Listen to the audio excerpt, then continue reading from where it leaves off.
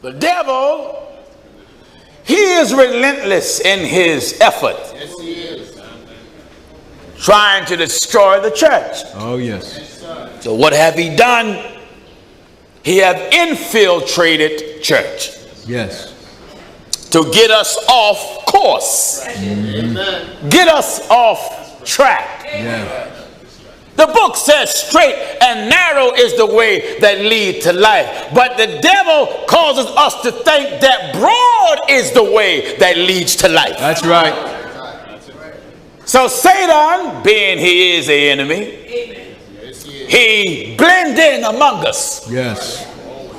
posing as a brother, Oh, yes. posing as sisters, Amen. posing as preachers, Yes. posing as someone that love you. That's right. I want to talk about infiltration today. Filtration. Amen. It's good teaching. I want to educate our viewers. Get your children to the screen, and you that are here. I want to talk about it from a natural perspective and from a biblical perspective. First, let's give you some natural information, some history. History. We all heard of the organization called the Federal Bureau of Investigation, the FBI. Yeah. Former director was J. Edgar Hoover, Yeah. who was a bigot, a homosexual racist. Yes. History is best qualified to reward all research. It is true of a historical fact and documented history that he was a bigot. Yeah. J. Edgar Hoover hated people of color. He introduced the program that became real popular, and I want everyone to listen. It became very prevalent, very popular in the 50s and 60s. It was called counterintelligence. Right. COINTEL program. In other words, if there was any organization, whether it was community or religious, for the betterment of people, to motivate the people to have progress and do better in your neighborhood, and if the message that came from the leader was very influential, it caused people to flock to it, to gravitate to it. Then Hoover wanted that organization or that group destroyed. Yeah. So the counterintelligence program was introduced. Now, let me explain to you what this program was. Members of the FBI was hired, or members of the organization itself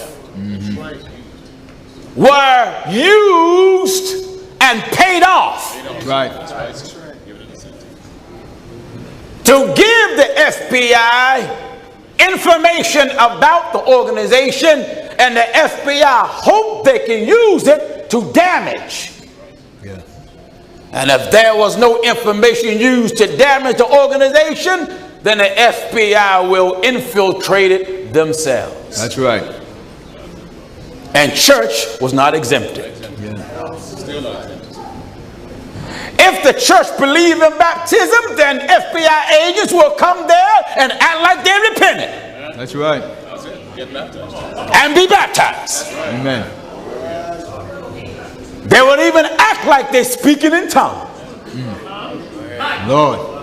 They will jump and shout, but document what's going on Yeah. to report back to the enemy. My Lord. The objective was to dismantle, to cause confusion, to spread lies, to spread rumors, to bring about weakness in every capacity where it's strong, Right. and to kill the leader. That's right. Those that cater to the leader turn love into hate, That's right. turn turn trust into mistrust. To make those that embrace you stand away from you. Yeah. This is how far they went. They even went as far as forging letters. Oh, yes. They would write letters to spread rumors and lies about those within the organization, and then sign the name of somebody in the organization. That's right. To make it look like it came from a person within. That's right. The objective was can start friction Yeah. between those that there was no friction. That's right. Do you get what I'm telling you? Amen. If things are going forward, how do you go about slowing that thing down? Cause division. That's right. So the counterintelligence program, infiltrated, back in those days when the Nation of Islam was functioning, they called them the black Muslims. FBI came in with bow ties and suits.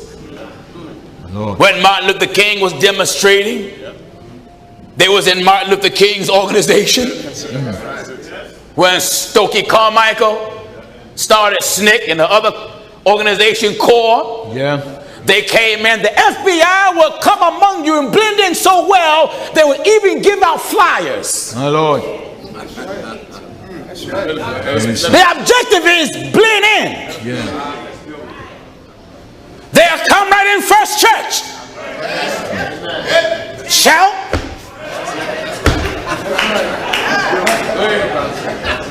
End up holding a position in the church. My Lord. See, the counterintelligence did not begin with Hoover. No. The counterintelligence began with the devil. The devil. Amen. Hoover simply done things that was already done in the Bible. That's right. Already. First, I want to deal with forging letters. Yes. Amen. Because today they can do it in a very, a more better way with the internet and text messaging. That's right. They can send out mass texts from a computer. Yeah. And then put someone's name on it. And then put you at odds with the person, and the person never sent it. That's right. To do what? Cause confusion and mistrust, and now you falsely charged that brother and that sister. What? Create a wedge. Amen. Send an email. Kill a reputation. See, one thing about Hoover, he was very jealous. Yeah. Jealousy is a strong motivator. Oh, yes. The book says jealousy is as cruel as the grave. So you try to kill a person's character and assassinate their character. That's right. COINTEL. Counter. Look at the word counter. To offset that which is in motion. That's right. Intelligence. To implement a different form of intelligence, a different way to drive the present intelligence a different direction. That's it. That's right. Let's show you forgery. Forgery. Amen. From a scriptural perspective. In the book of 1 Kings. Follow me. In the book of 1 Kings, chapter 21, we're starting at verse 1. Listen. And it came to pass after these things that Naboth the Jezreelite had a vineyard. There was a man in the scriptures named Naboth, a righteous man, a God-fearing man. He received a vineyard. It was an inheritance. Amen. He was blessed with some land. Right. Listen. And it came to pass after these things that Naboth the Jezreel had a vineyard, which was in Jezreel, hard by the palace of Ahab king of Samaria. Yes. And Ahab spake unto Naboth, saying, Give me thy vineyard. Ahab during this time was king. Yeah. And lustful, jealous. He felt as though he had a right to this man's property because it was close to the kingdom. That's right. Listen. Give me thy vineyard. He was covetous. Yes. Give me thine vineyard. That's a nice way of asking. That's right. He didn't ask, well, do you want to sell it? No. You know, like he got rights. Right. Listen good. Give me thy vineyard, Give me thine vineyard, that I may have it. that I may have it. Well, that's pretty bold. Amen. That I may have it. For a garden of herbs, I want it for a garden. because it is near unto my house. As if he got some right because it's near to your house. That's right. What else? And I will give thee for it a better vineyard than it. Or Now, he offered him a better vineyard. But in the eyes of Naboth, this thing was in his family for years. right. And he valued the land that his fathers worked on before he got a hold of it. That's right. Listen. Or if it seem good to thee, I will give thee the worth of it in money. Yes, I pay for it. And Naboth said to Ahab, the Lord forbid it me, that Yes. I should give the inheritance of my fathers unto thee. Listen. And Ahab came into his house heavy and displeased. Now the king was dissatisfied because Naboth would not give in. Brothers and sisters that are here, and you that are watching, when somebody wants something that belongs to you and you won't give it to them, Right. or if someone is jealous of you, then please don't be surprised what they say about you. That's right. It is a true saying that misery loves company. Are you listening? That's right. Misery loves company. Yeah. So if there are people that have confidence in you and respect you as a person, they love the way you conduct yourself, they love the way you present yourself, and yet there's someone among you, whether it's wife, husband, cousin, brother, sister, church person, That's right. who really got it in for you, then they are motivated. The evil that is in him or that is in her is self-motivation. That's right. To kill you in the eyes of others. That's right.